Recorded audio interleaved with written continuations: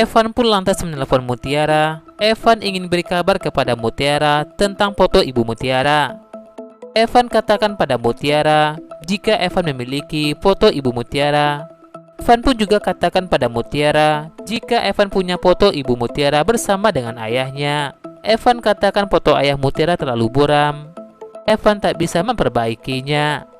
Saat itu Bi Ipah lah yang menggantikan Mutiara untuk mengantarkan kopi Aditya kepada Aditya. Aditya pun lantas heran kenapa tidak Mutiara yang mengantar kopi itu. Aditya pun berkata kepada Bi Ipah, jika lain kali bilang pada Mutiara jika Mutiara yang harus mengantar kopi itu, bukan Bi Ipah. Saat itu Bi Ipah pun pura-pura melihat kecoa di dekat lemarinya Aditya.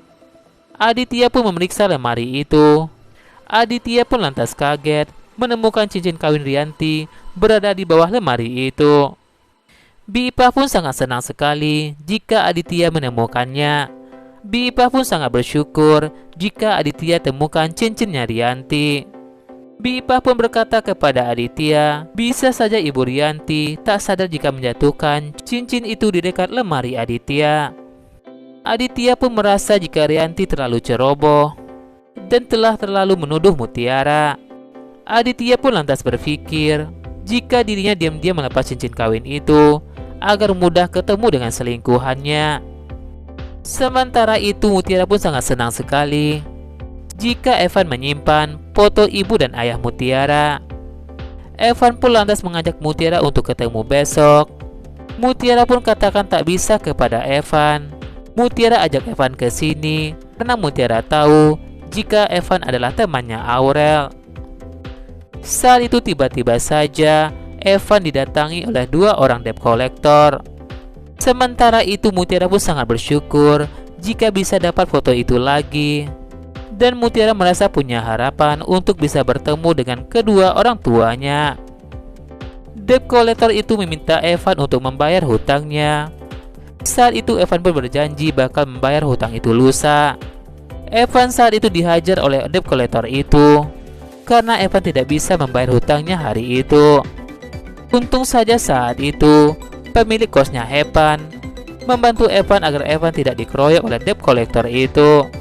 Pemilik kos itu mengancam debt collector itu bakal melapor ke polisi.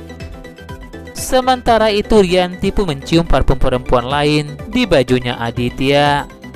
Rianti pun merasa yakin jika Aditya telah kencan dengan pacar gelapnya. Tak hanya itu, Rianti pun juga temukan sebuah kartu akses ke apartemen. Rianti pun berpikir jika Aditya telah membelikan apartemen buat pacar gelapnya itu.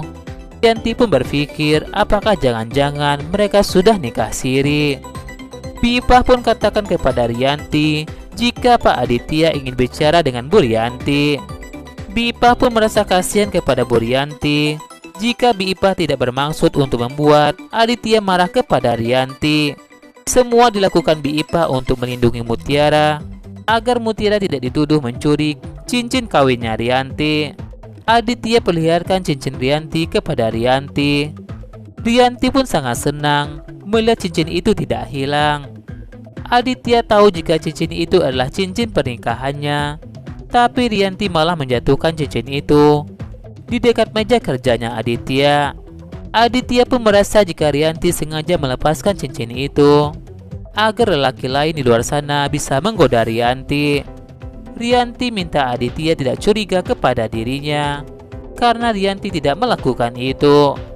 Aditya pun lantas mengancam Rianti jika Rianti main-main di belakang Aditya, maka tidak ada ampun bagi Rianti. Aditya pun berpikir jika Rianti pura-pura kehilangan cincin itu. Rianti pun lantas benci dengan sikap Aditya. Padahal sebenarnya Aditya yang telah bermain dengan wanita lain di apartemen itu. Sementara itu Evan pun merasa sakit di tubuhnya setelah dipukul oleh debt collector itu. Evan pun kembali menghubungi Mutiara.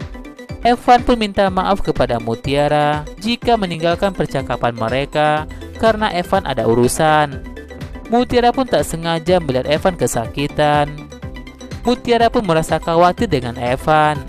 Mutiara takut jika Evan sakit dan kenapa-napa. Mutiara katakan kepada Evan jika Mutiara ada di sini buat Evan. Saat itu Kenzo pun tak sengaja mendengar Mutiara berbicara dengan Evan di telepon itu. Kenzo pun lantas mengambil HP Mutiara. Kenzo katakan kepada Mutiara jika Mutiara menggunakan HP Bi-Ipah untuk pacaran dengan Evan. Mutiara minta Kenzo tak salah tuduh. Mutiara katakan jika mereka tidak pacaran. Mutiara ingin mengambil kembali HP-nya di tangan Kenzo.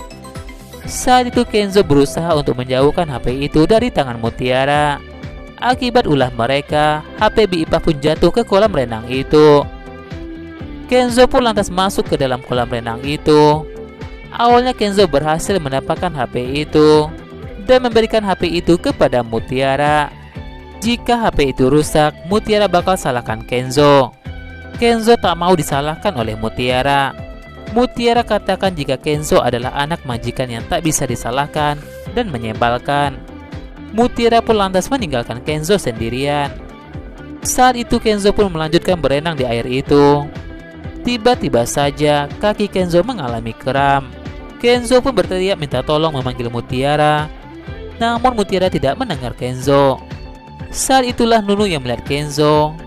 Nunu tidak bisa menyelamatkan Kenzo karena tidak bisa berenang. Nunu pun beritahu Aditya dan Rianti jika Kenzo tenggelam di kolam renang itu. Rianti minta Nunu tidak bercanda karena Kenzo bisa berenang. Nunu katakan kepada Aditya dan Rianti jika Nunu melihat Kenzo dan Mutiara bertengkar dan Mutiara mendorong Kenzo ke dalam kolam renang itu.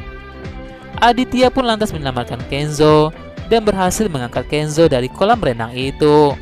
Aditya coba beri pertolongan kepada Kenzo, namun Kenzo belum sadarkan diri. Rianti pun salahkan Mutiara ketika Mutiara ingin mendekati Kenzo. Mutiara katakan tak tahu apa-apa karena sebelumnya Kenzo baik-baik saja. Semua orang panik melihat Kenzo, apalagi saat itu Aditya katakan detak jantung Kenzo. Aditya ingin membawa Kenzo ke rumah sakit.